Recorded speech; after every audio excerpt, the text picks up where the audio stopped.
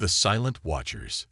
The Hegemony scout ship hung motionless against the backdrop of Saturn's rings, its adaptive camouflage rendering it nearly invisible to conventional detection methods.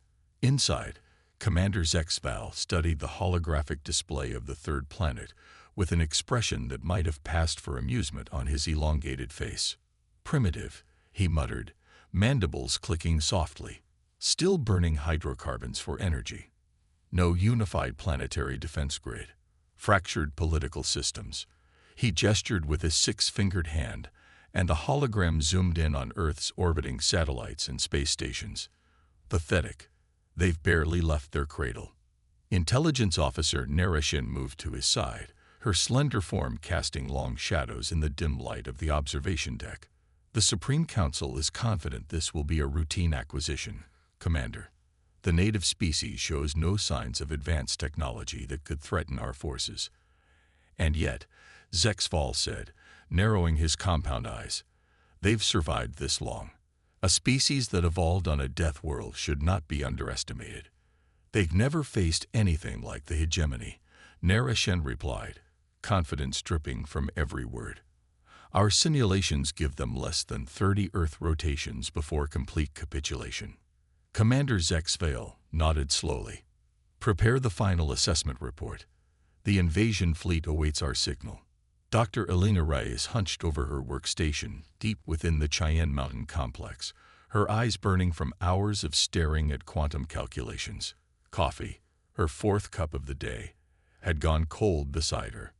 She barely noticed. The equations dancing across her holographic display were finally aligning. And that was all that mattered. They said it couldn't be done. She whispered to herself, a smile spreading across her face as the simulation completed its run. But there it is. Quantum-entangled shields capable of dispersing energy weapons. And just in time. A hand clasped her shoulder, and she looked up to see General Marcus Williams standing behind her. His weathered face, usually set in stern lines of command, showed a rare moment of hope. "Tell me you've got good news, Doctor," he said, his voice low even though they were alone in the lab. Elena nodded, pulling up the simulation results. "It works, General. The Q shield can absorb and redirect energy weapons of the types we believe the visitors use. It won't hold forever against sustained assault, but it buys us time." The General's grip on her shoulder tightened momentarily. "Time is all we need. Project Phoenix is nearly operational. Your shield technology is the final piece." He paused, looking at the ceiling as if he could see through the thousands of tons of rock above them to the stars beyond. 10 years of preparation since we first detected their communications. 10 years of secret development, pulling in the best minds from around the world while keeping the public in the dark. And still, I wonder if it's enough. Elena stood, stretching muscles cramped from too many hours in the same position. The Phoenix fleet may not match their numbers, but our ships have advantages they won't expect. They think we're still playing with chemical rockets and solar panels. Humanity's best-kept secret, Williams agreed. 200 ships hidden on the far side of the moon, in underground bases, and in the asteroid belt. Crews trained in simulators, waiting for the day they'd finally take command of real vessels.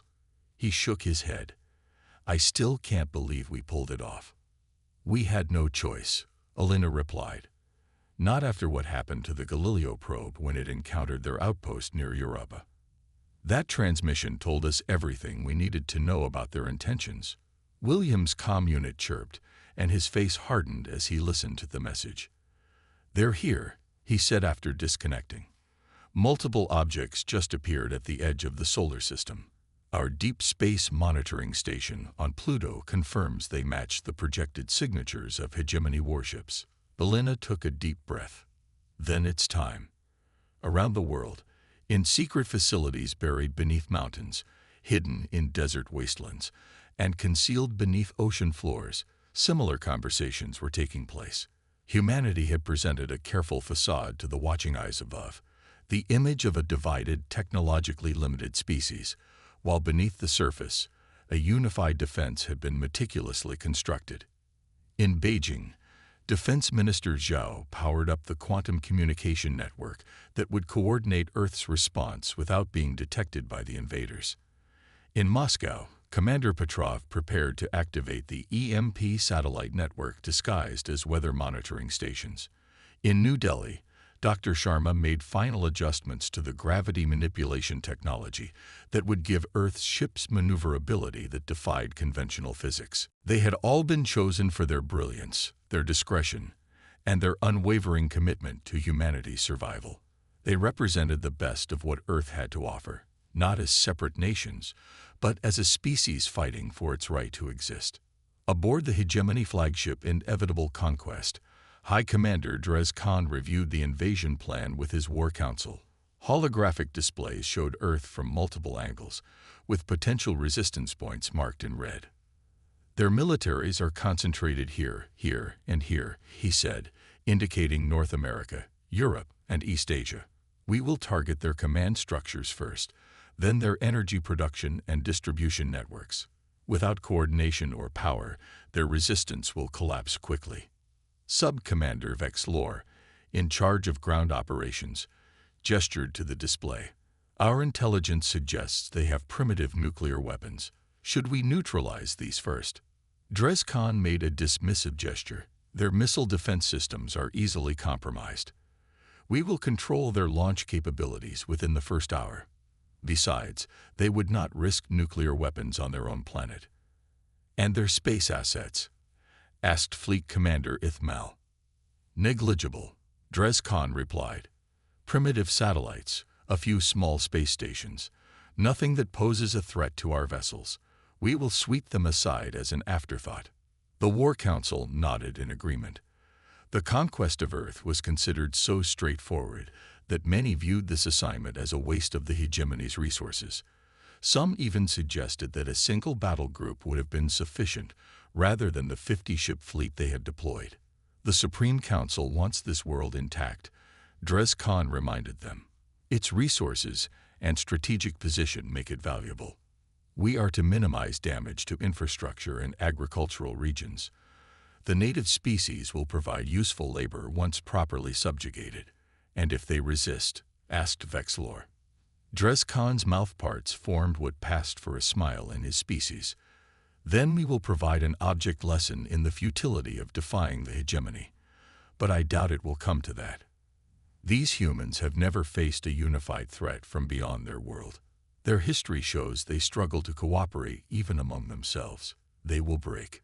Captain Maya Rodriguez stood on the bridge of the EDS Defiance, the flagship of Earth's hidden fleet. At 35, she was among the oldest of the ship captains. Most were in their 20s and early 30s, chosen for their combination of exceptional skills and adaptability to new technology. The Defiance sat in a concealed dock inside a hollowed-out asteroid in the belt between Mars and Jupiter. Around it, 20 other ships of varying sizes waited in similar hiding places, their quantum engines cold, their weapon systems dormant. For now. Status report, Maya ordered, her voice steady despite the adrenaline coursing through her system. Lieutenant Commander David Chen, her XO, responded immediately. All systems nominal, Captain. Crew at battle stations. Q-shield generators at full capacity. Gravitic engines ready for ignition on your command. Maya nodded, surveying the bridge crew, all handpicked, all the best at what they did, and all keenly aware that humanity's survival might depend on their actions in the coming hours. They had trained for this moment for years, but simulation was one thing. Reality was another. Communications, she called. Status of the network. Lieutenant Sarah Okafor looked up from her station. Quantum entanglement network is active and secure, Captain. We're receiving telemetry from all fleet elements. General Williams has issued the standby order. We await the command to deploy. Maya turned to the tactical display, where the approaching hegemony fleet was represented by red markers. They were moving into the solar system with the confidence of predators who expected no meaningful resistance. They would pass Mars in approximately 12 hours and reach Earth in less than 24. They think they're hunters, she said softly. They don't realize they've walked into a trap. On Earth, as the alien fleet approached, carefully orchestrated chaos began to unfold. News of unidentified objects approaching Earth leaked to the media, causing predictable panic in major cities. Government officials made contradictory statements, militaries appeared to scramble in disorganized fashion, and world leaders seemed unable to coordinate a response. It was all theater, a performance carefully designed to reinforce the hegemony's perception of Earth as divided and vulnerable. In reality, civilian populations were being quietly evacuated from likely target zones according to plans laid years in advance. Critical infrastructure was being secured, and in underground bunkers around the world, military and political leaders watched the approaching fleet with grim determination rather than fear. President Emilia Garcia sat in the Presidential Emergency Operations Center beneath the White House, surrounded by her national security team. But this was not a purely American response. On screens around the room, the leaders of other nations waited in similar secure facilities, linked by quantum-encrypted communications that the aliens could not detect or intercept. The hegemony fleet will reach optimal engagement range in 18 hours, said General Williams, addressing all the assembled leaders. At that point, we expect them to launch their first strike, targeting what they believe are our command and control centers. And our response? Asked Chancellor Klein of the European Union. Williams nodded to Admiral Tanaka of the Global Defense Force, who took over the briefing. Phase 1 begins now. We activate our planetary defense grid, but keep it powered down and in stealth mode. We position our fleet elements for maximum strategic advantage, maintaining stealth protocols, and we continue to present the appearance of disorganization and panic. Phase 2 commences when the enemy moves to geostationary orbit and begins deployment of their invasion force. At that point, we activate the EMP satellite network, temporarily disabling their communication systems. Simultaneously, our fleet elements will execute a coordinated strike against their support ships and fuel repositories. President Garcia leaned forward.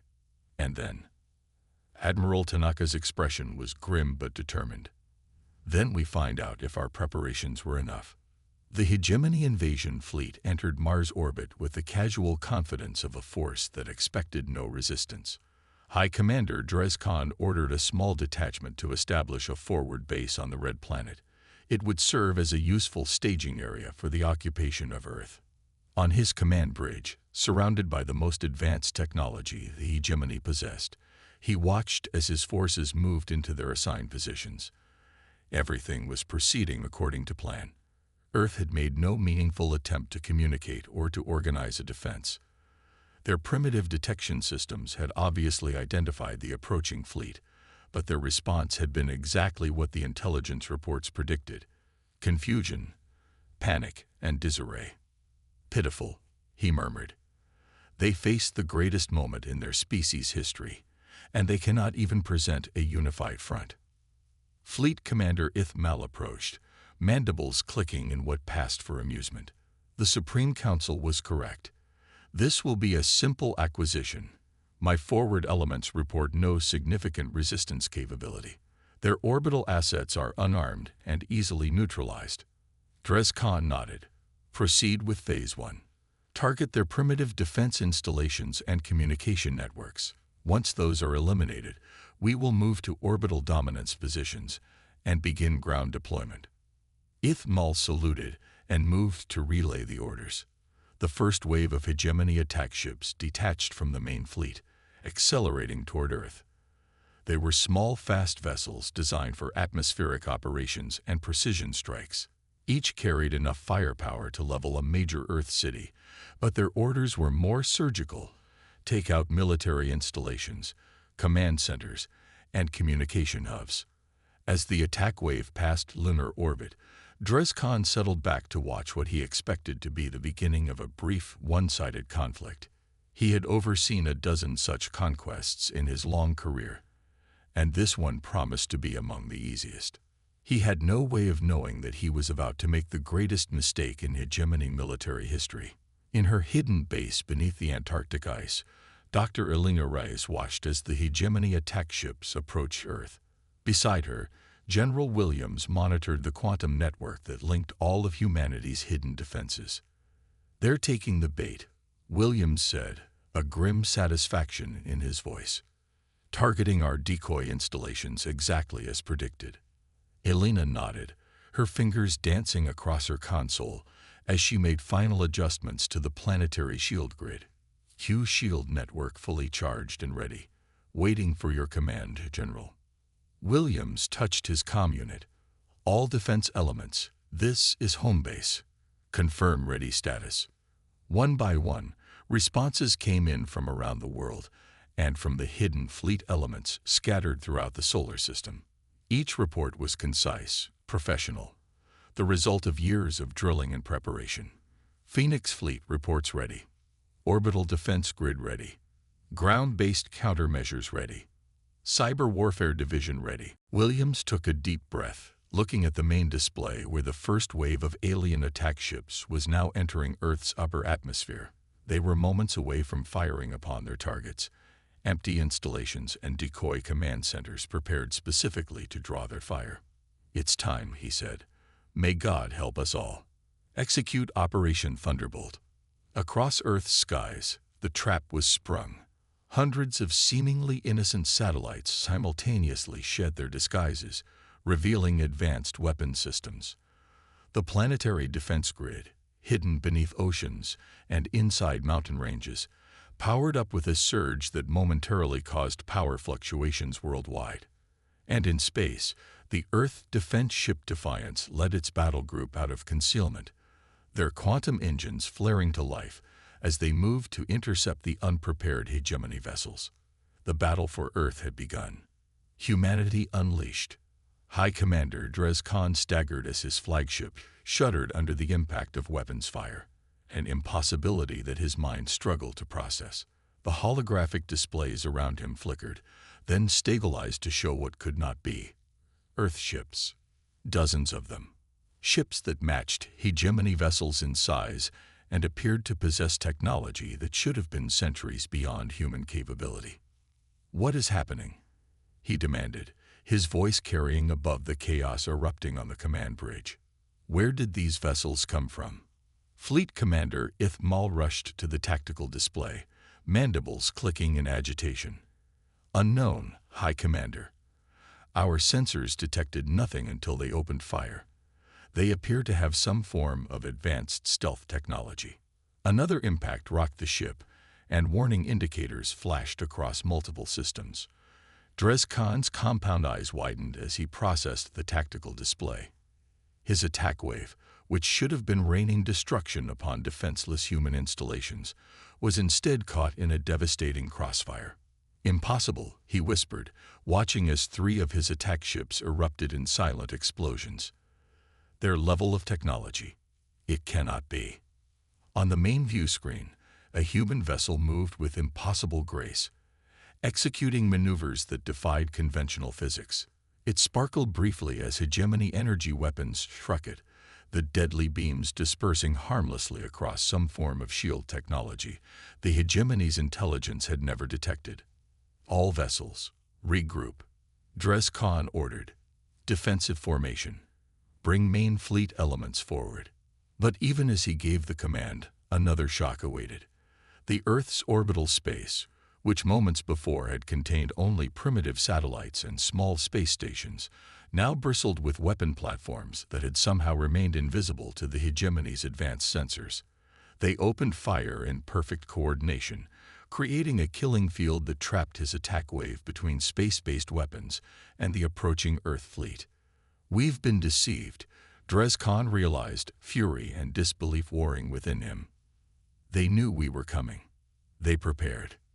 Captain Maya Rodriguez of the EDS Defiance watched with grim satisfaction as her targeting systems locked onto another hegemony vessel.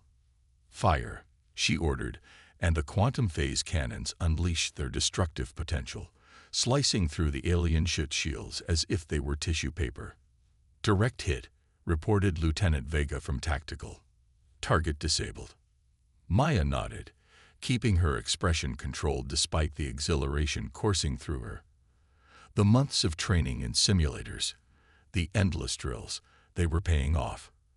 Her crew functioned like a well-oiled machine, each person executing their duties with precision born of relentless preparation. Captain, Battle Group Orion reports successful engagement with enemy reinforcements near Mars orbit. Lieutenant Okafor called from communications. They've taken out 3 heavy cruisers with minimal damage to our vessels. Relay my compliments to Captain Iwasaki, Maya replied. Tell him to maintain pressure but stick to the battle plan. We need to keep the enemy divided. On her tactical display, Maya could see the overall battle unfolding across the solar system. Earth's hidden fleet had executed a perfect ambush, striking simultaneously at multiple points to create maximum confusion among the hegemony forces. The alien invaders, expecting an easy conquest, now found themselves fighting for survival against an opponent they had fatally underestimated. New contact. Lieutenant Vega called out. Hegemony flagship is moving to support their attack wave. Mass readings suggest it's their command vessel. Maya's eyes narrowed as she studied the massive ship now accelerating toward Earth. That would be the inevitable conquest, carrying the hegemony's high commander. Taking out that ship would throw the entire invasion into disarray. XO, signal battle groups Taurus and Gemini, she ordered. Have them converge on our position. We're going after their command ship. Commander Chen looked up from his station, a hint of concern in his otherwise steady gaze. The flagship will have significantly stronger defenses than the vessels we've engaged so far, Captain. I'm counting on it, Maya replied with a tight smile. That's why we're bringing friends. Helm, plot intercept course. Let's show the hegemony who they're really dealing with. In the Strategic Command Center beneath Cheyenne Mountain, Dr. Elena Reyes monitored the effectiveness of her Q-shield technology with intense focus. So far, the shields were performing beyond even her most optimistic projections, absorbing and dispersing the hegemony's energy weapons with minimal strain on the generators. The hegemony is adapting, she noted, pointing to data streaming across her display. They're modulating their weapon frequencies, trying to find a weakness in the shield harmonics. General Williams nodded, his attention divided between Elena's technical readouts and the strategic overview of the battle. Can they break through? Not quickly, Elena replied. The quantum entanglement matrix automatically adjusts to counter new attack patterns, but given enough time, they might find a vulnerability. We need to press our advantage while we have it. Williams touched his comm unit. All fleet elements, increase offensive tempo. Don't give them time to analyze our defenses. Across the room, Colonel Tanaka from Cyber Warfare Division looked up from his station. General, our AI infiltration programs have successfully penetrated the hegemony's communication network. We're feeding them false tactical data and disrupting their coordination. Excellent, Williams replied. What about their ground forces? The enemy attempted to land troops in 7 locations, reported Major Lewis from Ground Defense. Our hidden bunker networks activated on schedule. The hegemony dropships encountered heavy resistance from weapons they didn't know we possessed. On the main display, footage showed armored human soldiers engaging alien troops outside what appeared to be a small Midwestern town. The humans moved with practiced precision, their powered exoskeletons giving them strength and speed that matched the naturally superior alien physiology. Energy weapons, reverse-engineered from technology recovered from the Galileo probe incident, cut through hegemony armor with deadly efficiency. They expected to find primitive weapons and disorganized resistance, Williams said, satisfaction evident in his voice. Instead, they're facing the most unified military response in human history. Across Earth, the carefully orchestrated defense plan unfolded with precision that would have been impossible just decades earlier. National armies that had once trained to fight each other now fought side by side against a common enemy, their movements coordinated through quantum communications that the hegemony could neither detect nor disrupt. In the skies over Beijing, Chinese stealth fighters equipped with adapted alien technology engaged hegemony atmospheric craft. Near Moscow, What had appeared to be an ordinary forest revealed itself as a massive anti-spacecraft battery, unleashing devastating fire upon alien vessels attempting to establish a landing zone. Off the coast of Japan, seemingly conventional submarines surfaced to fire advanced missiles at hegemony ships hovering over Tokyo. Everywhere the aliens turned, they encountered resistance that should not have existed. Technology they had believed to be centuries beyond human capability, unity among nations their intelligence had reported as divided, and a level of preparation that suggested humanity had known about them for years. In truth, humanity had been preparing for this moment since the day the Galileo probe had encountered a hegemony outpost near Jupiter's moon Europa. The damaged probe had managed to transmit a short burst of data, including images of alien technology and fragments of intercepted communications, before being destroyed by the outpost's automated defenses. That single transmission had been enough to convince Earth's leaders that they were not alone in the solar system, and that the Watchers did not have peaceful intentions. What followed was the most classified project in human history, a decade-long, globally coordinated effort to reverse engineer the glimpse technology and prepare a defense that would give humanity a fighting chance. Sub-Commander Vexlor's landing force had expected to secure the human settlement designated Target Alpha 3 within minutes of touchdown. The primitive structures and lack of obvious defenses had suggested minimal resistance. Now, half his force lay dead or wounded among the rubble of what had appeared to be an ordinary small town in the region humans called Nebraska. "Fall back to defensive positions," he ordered, ducking as another barrage of energy fire, energy weapons that humans should not possess, cut through the air above him. "Where are our air support units?" "Destroyed or engaged elsewhere," Commander, his second-in-command, reported, green blood seeping from a wound in his upper limb. "The humans have some form of anti-aircraft weaponry concealed in these structures. 3 of our Drak ships were shot down attempting to provide support." Vexlor hissed in frustration. Nothing about this invasion was proceeding according to plan. The humans were not using primitive projectile weapons and uncoordinated tactics. They moved with military precision, utilizing technologies that matched or exceeded hegemony capabilities in some areas. "Requesting immediate extraction," he said into his communicator. "Target Alpha 3 resistance exceeds expected parameters. We cannot hold this position." The response came back garbled with interference, another impossibility, given hegemony communication technology. What he could make out sent a chill through his alien physiology. Unable to provide extraction at this time. All available vessels engaged with hostile space forces. Maintain position and... The communication cut off as a massive explosion rocked the ground nearby. Vexlor looked up to see human soldiers advancing in formation, wearing powered armor that enhanced their capabilities and protected them from hegemony weapons. Leading them was a human female, her armor distinguished by officer markings. "Surrender," her amplified voice called out in perfect hegemony standard language. Yet another shock.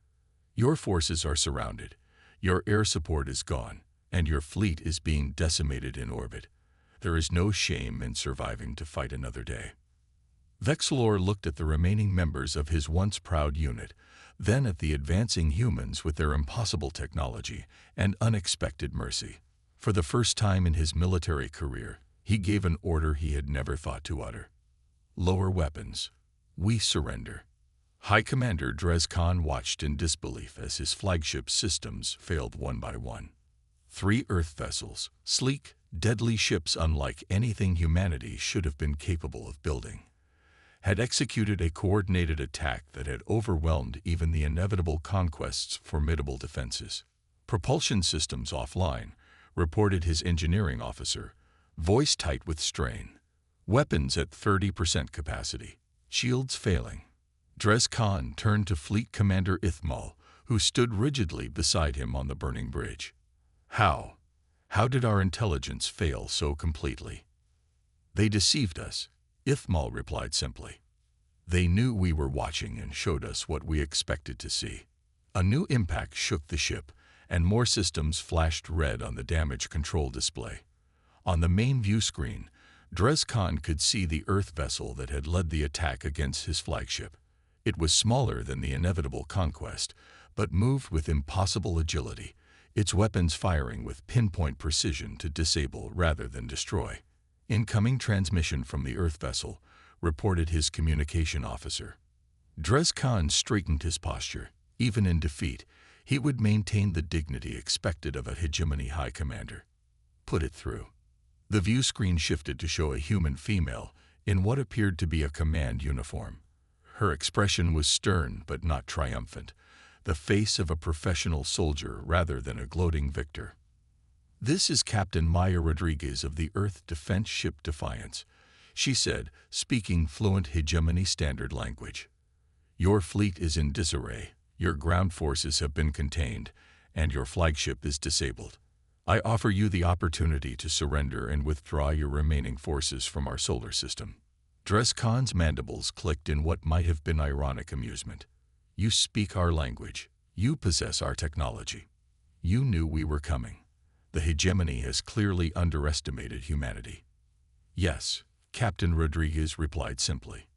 "A mistake we anticipated you would make." "And now," Drez Khan asked, "will you destroy my ship? Execute my crew?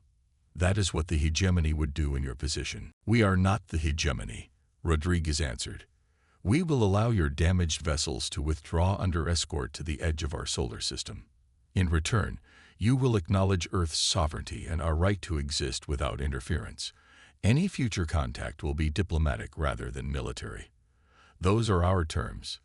Drez Khan studied the human captain, seeing in her what he had failed to recognize in humanity as a whole: strength, determination, and a capacity for both fierce defense and unexpected mercy.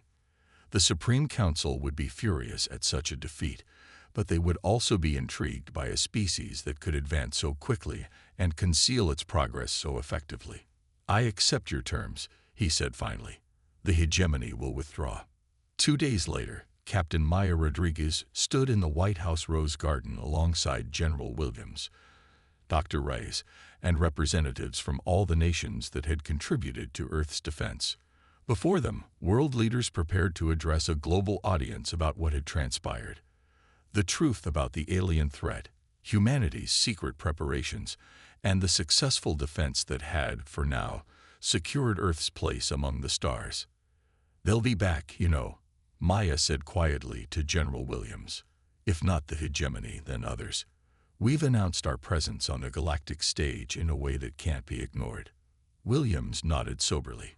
"That's why we're not dismantling the fleet or the defense grid. This wasn't just a victory, it was the beginning." President Garcia approached the podium, the weight of history evident in her bearing. Cameras from around the world focused on her as she prepared to deliver perhaps the most significant address in human history. "People of Earth," she began, her voice clear and resolute. "For decades, we have looked to the stars and wondered if we were alone. Now we know the answer. And we know that our universe contains both wonders and dangers. 2 days ago, an alien force known as the hegemony attempted to invade our world, believing us to be primitive, divided, and defenseless." She paused, a hint of pride entering her expression. "They were wrong. Through unprecedented global cooperation and scientific achievement, humanity prepared in secret for this threat.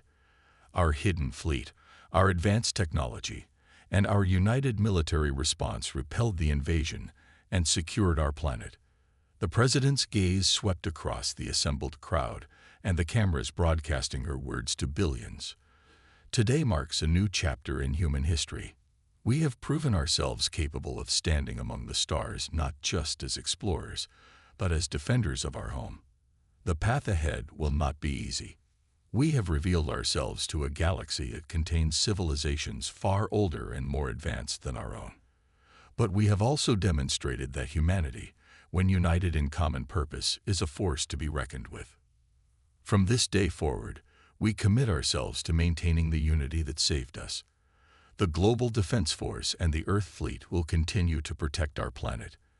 Our scientists will continue to advance our understanding of the technologies we have only begun to master, and our diplomats will seek peaceful relations with those civilizations that wish to engage with us as equals." President Garcia's voice strengthened with conviction. "They thought we were defenseless, until Earth's fleet struck back. Now, let us show the galaxy not just our strength in war, but our potential as partners in peace. Thank you, and may God bless the united people of Earth." As applause erupted around her, Maya looked up at the clear blue sky. Somewhere up there, the remnants of the hegemony fleet were limping away toward distant stars, carrying word of humanity's unexpected might. And beyond them lay a vast galaxy filled with unknown civilizations and challenges that would test humanity in ways they could only begin to imagine. The battle was won, but humanity's journey to claim its place among the stars had only just begun. In the depths of space, aboard what remained of the once mighty inevitable conquest, High Commander Drez Khan prepared his report to the Supreme Council. He knew his career was likely over. The hegemony did not look kindly upon failure, particularly such a spectacular one.